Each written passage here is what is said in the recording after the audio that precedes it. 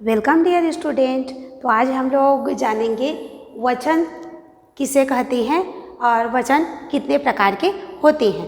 तो संस्कृत में वचन 3 प्रकार के होते हैं, एक वचनम, द्विवचनम और बहुवचनम। लेकिन इससे पहले हम लोग वचन क्या है उसे जानेंगे, ठीक है। तो वचन का अर्थ है कहना, वचन का अर्थ है कहना। लेकिन गणना की दृष्टि से वचन का अर्थ हुआ संख्या, मतलब जो संख्या को सूचित करे, संख्या को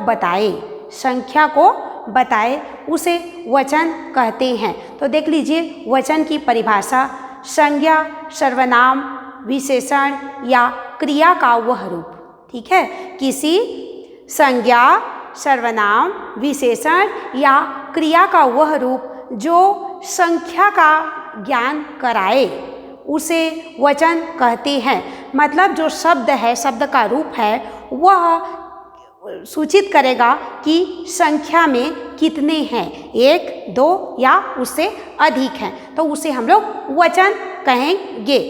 वो संज्ञा हो सकता है, सर्वनाम हो सकता है, विशेषण हो सकता है या क्रिया का रूप हो सकता है। शब्द रूप, विशेषण रूप और सर्वनाम रूप या क्रिया का रूप हो सकता है और वह वचन का ज्ञान कराएगा तो उसे हम लोग वचन कहेंगे। मतलब संख्या का ज्ञान कराएगा तो उसे वचन कहेंगे। तो देख लीजिए हम लोगों का संज्ञा, सर्वनाम, विशेषण एवं क्रिया के जिस रूप से संख्या का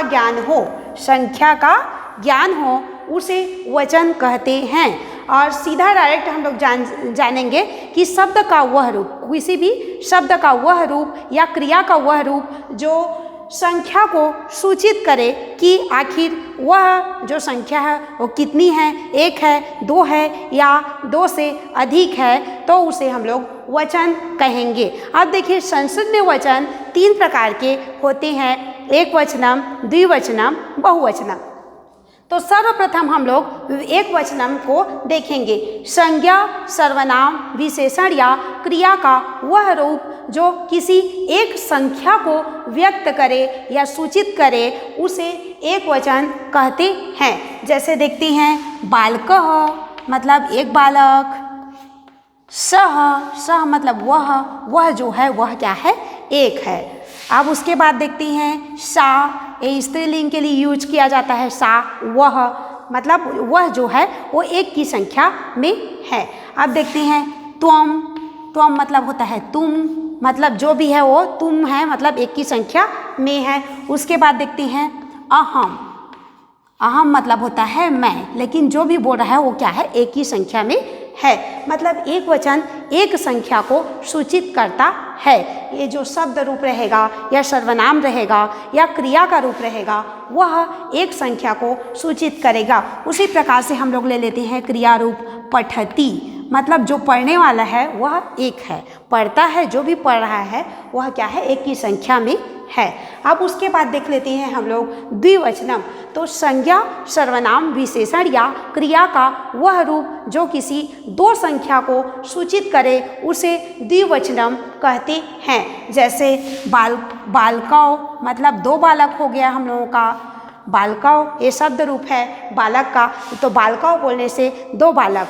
उसी प्रकार से तौ, ये तौ मतलब वे दोनों, जैसे सह मतलब वह एक होता है लेकिन तौ मतलब होता है वे दोनों, मतलब 2 को सूचित कर रहा है। उसी प्रकार सा का ते, स्त्रीलिंग के लिए सा का ते द्विवचन होता है, मतलब वह 2 है और स्त्रीलिंग में है। उसके बाद देख लेते हैं त्वम का युवाम, मतलब जो 2 को बोला जा रहा है तुम, तो 2 के लिए हम लोग युवाम का प्रयोग करते हैं, तुम दोनों।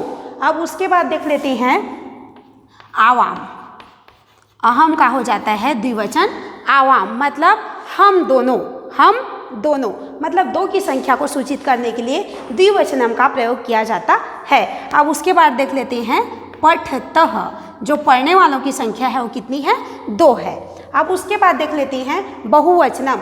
तो बहुवचनम किसे कहते हैं? संज्ञा, सर्वनाम, विशेषण या क्रिया का वह रूप जो किसी 3 या 3 से अधिक, या तो 3 होगा या 3 से अधिक, 4, 5, 100 और 1000 जितना भी ले सकते हैं। ठीक है, तो संज्ञा, सर्वनाम या विशेषण या क्रिया का वह रूप जो किसी 3 या 3 से अधिक संख्या का ज्ञान कराए, बोध कराए या सूचित करे, उसे बहुवचनम कहते हैं। जैसे बालकाः, बालका, बालका, बालका है, ये देख लीजिए, बालका मतलब बहुत सारे बालक हैं।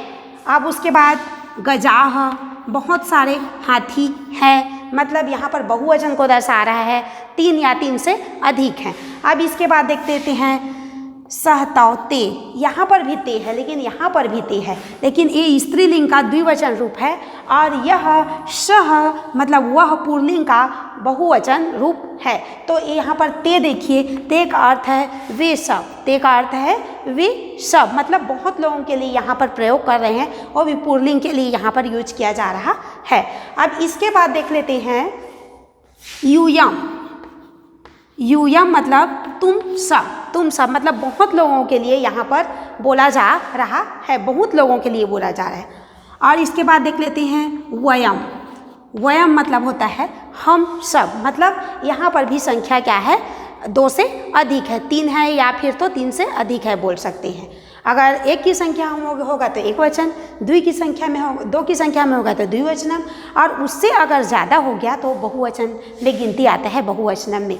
उसी प्रकार से पठन्ति, पठति पढ़ता, पठन्ति मतलब पढ़ने वालों की संख्या क्या है?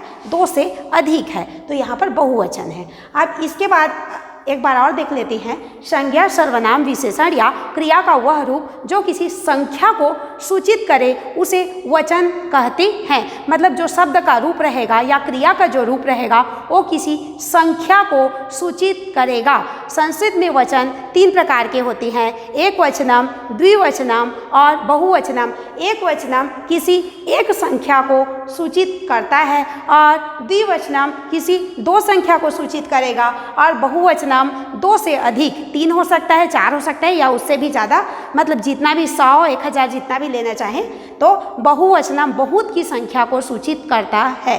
तो इस प्रकार से देखिए, एक वचन में बालकः, एक बालक, सह वह 1 की संख्या में है, उसी प्रकार से बालकौ 2 बालक हैं, और यहाँ पर गजौ 2 हाथी हैं, और अश्वौ 2 घोड़े हैं, वृक्षौ 2 वृक्ष, ठीक है। तो वे दोनों और ते, वे दोनों मतलब ये स्त्रीलिंग के लिए ते है, वे दोनों, और ये पुल्लिंग के लिए तौ मतलब वे दोनों।